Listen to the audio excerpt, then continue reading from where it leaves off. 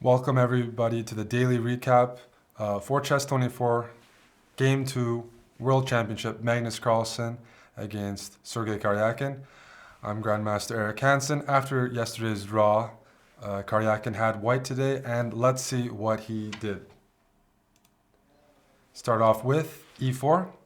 That's his bread and butter. He plays that far more than any other move his entire career. Magnus replied with e5. Much more solid option, and knight f3, knight c6, bishop b5. The first surprise to some people, a6.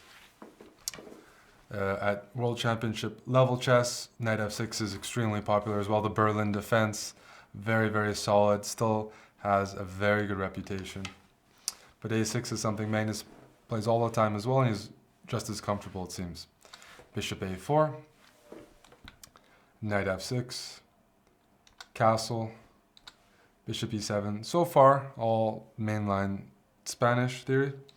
And now d3, which is a sideline, but not as common, especially for Sergey Karjakin. He usually plays rook e1 here and enters potentially the marshal or the anti-marshal. Castle, h2, that's the anti-marshal, mainline Spanish, most popular variation. d3. Less confrontational, less direct, but keeps more pieces on the board. You might have less risk that your opponent plays some sort of forcing theoretical, preparation. So d3, b5, bishop b3, d6. Now black has a threat of knight a5, winning the bishop pair.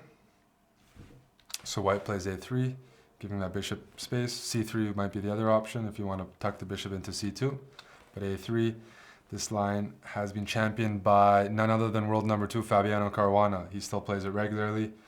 This pretty safe variation. Castle, knight c3. And now Magnus goes with knight a5. There's many other playable moves here. Knight a5 is a bit less common, but played at the top level frequently. There's also bishop g4. And then bishop e3. This variation is playable too. But knight a5 is something Magnus played earlier this year, and he had some success. He won a nice game against Veselin Topalov in a rapid game. So bishop a2, bishop e6, and d4. Caruana beat Aronian with bishop e6, fe6, b4. But that was more than 2 years ago, and the theory has moved a little bit. So Karjakin decided to go for something less explored, relying on maybe some ideas that him and his team prepared at home. d4. Still following, though, the game Topalov against Carlsen. Bishop takes a2, rook takes a2. You need to keep protection of e4. And now Magnus came up with rook e8. And now the game pretty much goes into, uncharted territory. Although I wouldn't be surprised if both players had looked at this position before because of the one game Magnus had in a very similar position. After rook e8, black is saying, look, this is a useful move, and it indirectly defends the e5 pawn. If white gets greedy, de5, de5. Let's say knight takes e5. The problem here is bishop d6, a double attack on the knight. The knight moves back. In any of these positions, black wins back the pawn with a better position because of better development, slightly better position. And if white tries to defend, well, let's say bishop takes e5, f takes e5, black can win back the pawn anyways, but specifically in this case, let's say queen takes d1 would be my choice. Rook takes d1, knight g4. Black wants to regain the pawn with a better position, claiming that this isolated pawn is going to be a target in the future. So white didn't get greedy, stuck to the game plan. He played rook a1. A few other moves possible here, maybe d5, as well as h3. But rook a1 was played because that rook has to move back to a1 at some point. Why not now? Magnus went with knight c4. A few different moves here. With rook e8, the possibility of e takes d4 is available, but And then after bishop f8, attacking e4. The problem is after queen f3, white is getting some annoying pressure. That queen is well placed on f3 because it not only defends e4, but it can potentially put pressure on the knight, as white has moves like bishop g5 in the cards. What you'd like to do as black here is play something like g6. Why? Because this bishop could have a very nice future if it gets some time to activate itself there, but the problem is after the very natural bishop g5, let's say bishop g7, knight d5, the pin is too strong, and black would suffer heavy material loss. But even without that, bishop g5 is coming in. And not only bishop g5, knight f5 could be quite annoying, just let's say h6 stopping bishop g5, while here, knight f5, and we're seeing a bit of pressure against black's king side. I could see b3, bishop b2 being an option. I can see rook e1, maybe moving your queen to g3 at some point. But black doesn't. Black is a little passive here, trading in the center and giving white a bit more space isn't worth it, especially giving the queen this f3 square. So that option wasn't attractive. Magnus went with knight c4, flexible move, not touching the center at all. In my mind, it looked like he was trying to provoke Karjakin to make the first move. Both players were waiting for each other to find what am I going to do in the center. For example, after a move like c6, which isn't what Karjakin did, but it could potentially grab some space. You have to watch out that black plays c6 here, and then we have a very common idea in the Spanish, temporarily giving back a pawn, let's say, and after queen c7, there was no way to win that pawn back. And the problem for white here is if the position opens up a bit, white's played a pretty solid opening, and he's lost a bit of time with moves like rook a2 and rook a1 and a3. These are pretty quiet moves. In a slower position, that's okay, but as the position opens up, his lack of development could become a factor. So for example, after knight d5, let's say queen takes pawn, knight takes here, rook takes. I think it's safe to say that black is completely okay here, threatening to win a pawn. Just his lead in development means his position is very playable. And it means that white should be very careful about giving black an opportunity to open up in the center under his terms. So after knight c4, Karjakin opted for rook e1, a useful move, just like rook e8. Overprotecting e4, maybe freeing up this knight on c3 to move somewhere else. And now rook c8, and this was a move we sort of missed, Robin and myself. A flexible move, a playable move, but not a challenging move. I mean, there was moves, c6 was a popular choice, logical choice maybe. c5, sorry, rook e1, c5 here. Looks quite attractive to me too. For example, after a move like d5, let's say, if white doesn't want to trade anything. Now I'm going to play knight c6, queen c7. Both sides have their share of space in the center, and I think the position is completely fine for black. I don't see why white has any advantage here. They both have lots of space and similar development. But Magnus instead went with rook c8, keeping the option of c6 and c5 open, and keeping everything open still, and Karjakin decided to do the same thing, h3 and pass.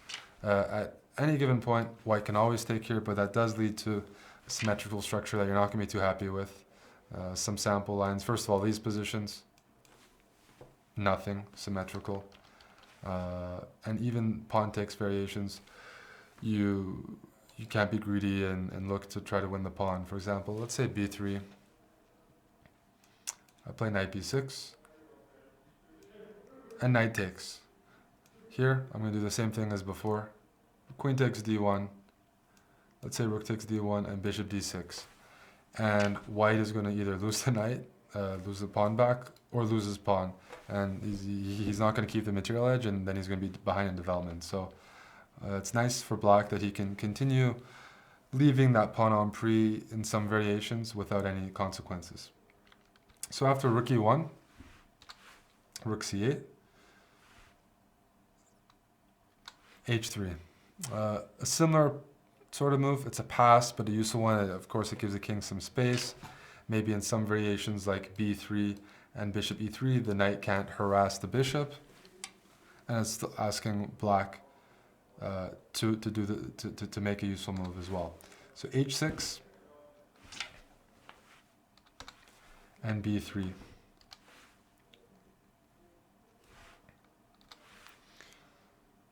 At this point, white was running out of other moves. I mean, you need to kick this knight out if you want to develop this bishop, whether it's going to be to e3 or to b2, and some sort of natural move like queen e2, which also has some ideas of b3 or maybe even a4 undermining this knight.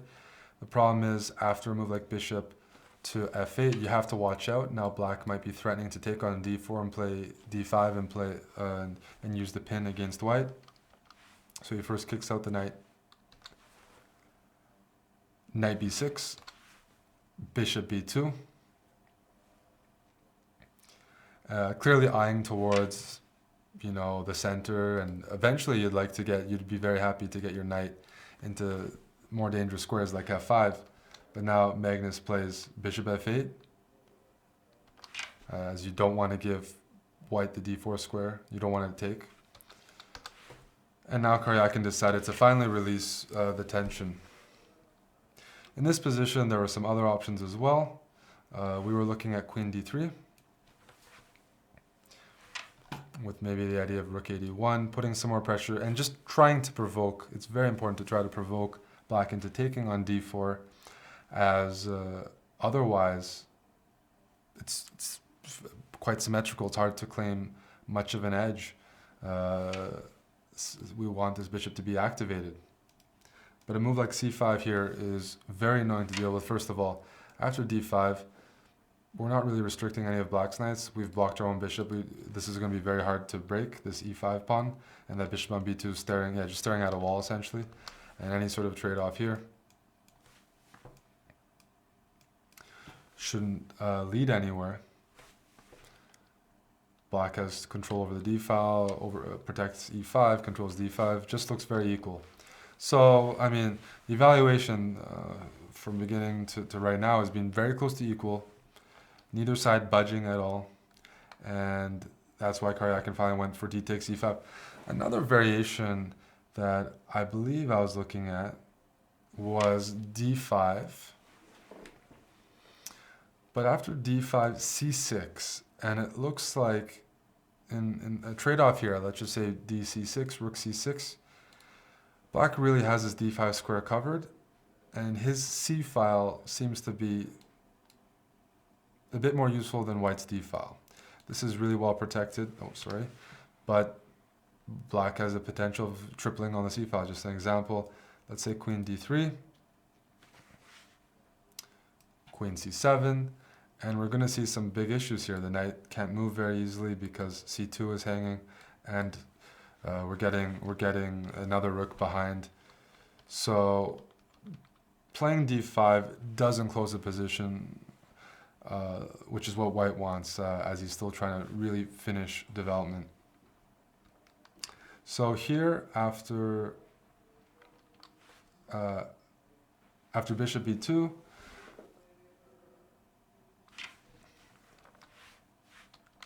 and bishop f8, Karjakin went for d takes e5. Didn't see a better way to continue. There were ways to continue, but a lot of them were quite risky. For example, a4 is an idea he'd like to consider as white, especially now that black has vacated the a file. Maybe you could win in some opportunities, win the a file. c6 would be an example of, hey, you know, I win the a file. It might be symbolic, it might be useful, but you also have to consider b4 here. And when the knight moves away, let's say e takes d4, this is being hit a lot, and you're giving black very useful tempi. Let's say c5. This is a sharp variation. I can even go further. Queen d3, keeping an eye on this.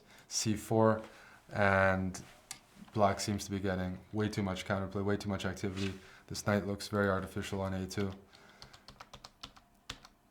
So there were some opportunities here to try to push for more, but They were quite risky. It seems like black is okay in every single variation. So Karjakin plays a bit safer here. D takes e5, D takes e5, and now a4. And now it's a little bit different. Carlsen goes c6. He could have played b4 as well. The one risk here is maybe putting all your pawns on the color of your own bishop is something you strategically try to avoid, as then it limits your own bishop. Let's say queen takes d8, rook takes d8, and now something like knight a2. I think this bishop is quite close to equal, but it's very hard for black to put any pressure on white's light squared pawns. So he just decided to keep things flexible. Play c6, safer choice. And now Karjakin doesn't see anything better than to trade queens. Queen takes d8, rook takes d8, a takes b5, a takes b5. And now at this point, the position is extremely symmetrical, extremely dry, despite having the a file, and we're going to see how that happens. Black doesn't have enough weaknesses for white to have any sort of serious initiative. Instead of trading queens, or instead of going for this whole variation, some alternatives that Karjakin could have done, they may come with more risk. Maybe queen d2. Again, you want to really try to provoke black and take on d4. I don't suspect Magnus would have done that. Let's say after c5, okay, d5 is a move. That keeps the pieces on the board. That would definitely prolong the game, although I think black is completely fine here. Pieces stay on the board here. There is more play for both sides, but it is riskier. So Karjakin goes for the safer variation. D takes e5, D takes e5, a4, c6, queen d8, and after all these trades, he went knight e2. Would this have made any difference? No, he could have done it anyways. Here, black can play knight f to d7, protecting the knight, getting ready to defend, let's say, the e5 pawn with f6. Just too symmetrical. Seems like the players at this point were content with a draw. So knight e2, relinquishing control over e4, but hitting e5, bishop b4. This variation after knight takes e4 would also run into mass trades. Bishop takes e5. Let's say bishop c5 here. Bishop d4. Either way, we have a symmetrical pawn structure. Unless there's a tactic available, then there's no reason why black or white can claim any sort of edge. So he played bishop b4. Bishop c3. Take, bishop takes. Knight d7, rook a6, and still just too symmetrical to have any other assessment besides equality. So they play, he plays rook c8, Magnus plays rook c8, b4. Any attempt to be ambitious here from black, trying to play for a win, would be considered unnecessarily risky. For example, here, knight a4, let's say c6 is now weak. C5, you're just giving white more targets. No reason to do that. Maybe knight b2, knight c4. Black should just keep it as is. This knight on c3 doesn't really have any useful squares as of right now. So Magnus plays rook c8, b4 for white.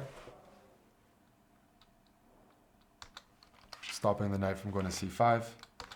Rook e6. C5 is another way this game could have fizzled out. Knight takes b5, c takes b4, knight d6, and now the move rook e6, pinning that. So knight takes c8, getting out of the pin, winning the rook.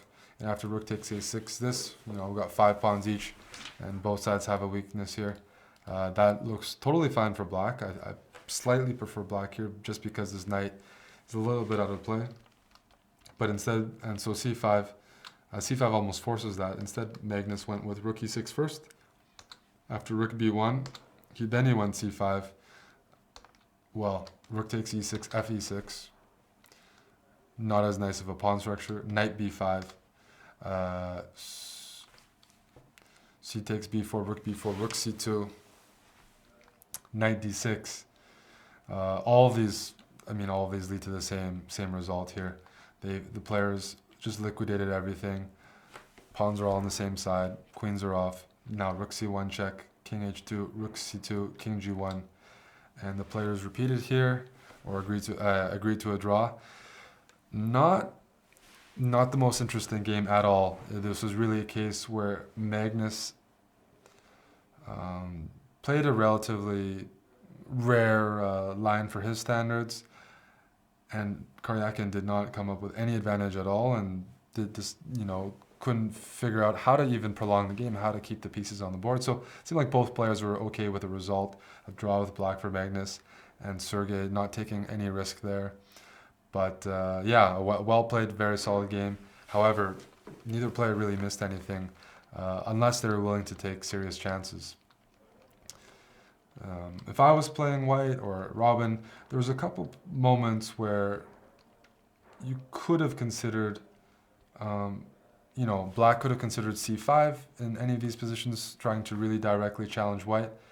And white, one point we were looking at as white here was an example, a4 right away, and getting into some complications after b4, queen d3. These lines were all quite sharp, lots of calculation, but as we saw in the game, the players didn't really enter any lines that required a lot of calculation. It was mainly just putting the pieces in good squares and playing quite cautiously. So all in all, not the most exciting game. Players will now rest and try to come up with more in the opening phase of the game, but that was Sergey Karjakin playing white, not getting too much and not pushing too much against Magnus Carlsen. We have a draw. The match is tied 1 game apiece. This was the post-mortem with Grandmaster Hansen. Hope you guys enjoyed it, and I'll see you soon.